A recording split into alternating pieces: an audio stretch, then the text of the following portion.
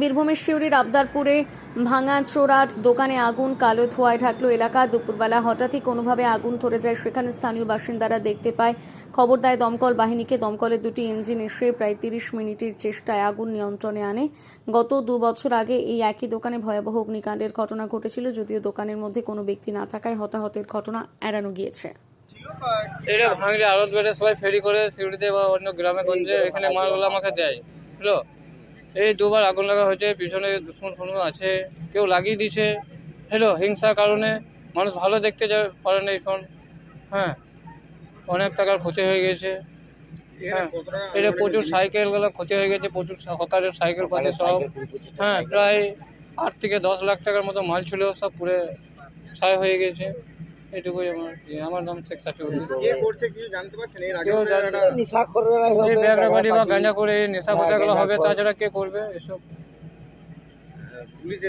Police এসছে, দমকল এসছে, ইলেকট্রনিক কাজ লোক এসছে, সবাই হেল্প করেছে। হ্যাঁ, এই যে এরকম জায়গায় হঠাৎ করে আগুন লেগে আছে, সামনে তো বাড়ি ঘর রয়েছে, পেট্রোল পাম্প রয়েছে, কি হয় দেখছেন? কোনো নিরাপত্তা বা সিসিটিভি ক্যামেরা কি এখানে নেই? নেই, এখানে সিসিটিভি ক্যামেরা নেই। সিসিটিভি ক্যামেরা এখানে প্রয়োজন পড়বে, দিলে ভালো হয় থানা থেকে। থানা থেকে কি সিসিটিভি ক্যামেরার আবেদন করেছেন আগে? না, করিনি। এই প্রথমবার বলছি যেন এখানে গাঁজা খেতে বেশি ব্যাগরাবাতি করছে, এখানে সব আড্ডা ফাড্ডা মারছে। আড্ডা হয়ে যাচ্ছে, হ্যাঁ, এখানে নেশাখোরদের বেশি আড্ডা হয়ে যাচ্ছে। হ্যাঁ, ওরাই লাগিয়ে দিচ্ছে। একটু তদন্ত করে বলবো থানাকে, রিকোয়েস্ট করবো যে যেন একবার করে রাতে বা দিনে একবার করে দেখে যায়। যখন আগুন লাগে তখন ভাঙির মধ্যে কেউ ছিল? ভাঙির মধ্যে ছিল না কেউ, যেহেতু আজকে হ্যাঁ একটু গিয়েছিল, গ্রামের বাড়ি ছিল, কেউ লাগিয়ে দিয়েছে দুশ্মনী করে একটুই। আপনার নাম? আমার নাম শেখ সাফিউদ্দিন। কোন জায়গায় হয়েছে ঘটনা? Abdalpur professor colony. শেখ সাফিউদ্দিন।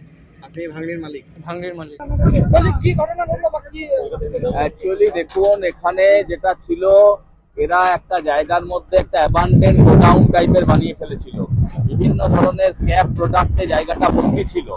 আজকে প্রচন্ড হাওয়া দিচ্ছে, যে কোনো কারণেই আগুন লেগে গিয়ে একটা ভয়াবহ আকার ধারণ করেছিল।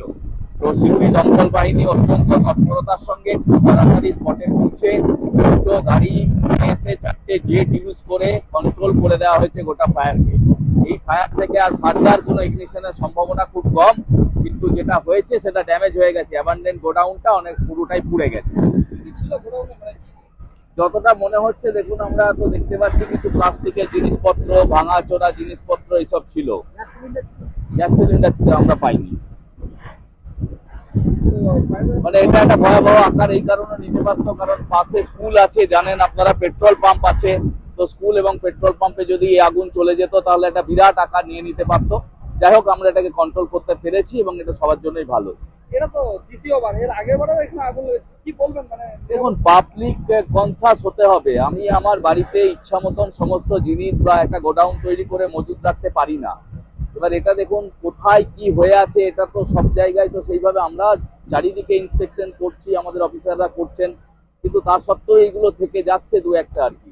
এবার এইভাবে তো কেউ যদি একটা বন্ধ দরজার মধ্যে আপনি যদি কিছু মজুদ রাখেন, সেটা তো কারোর পক্ষে দেখা সম্ভব না, জানা সম্ভব না। এটা আপনাকেই জানাতে হবে যে দেখুন আমার এরকম ঘটনা, আমাকে কি ফায়ার সেফটি মেজার নিতে হবে আপনারা বলুন। আগুন পুরোপুরি নিয়ন্ত্রণ। আমার নাম বিপ্লব চট্টরাজ, অফিসার, সিউড়ি ফায়ার।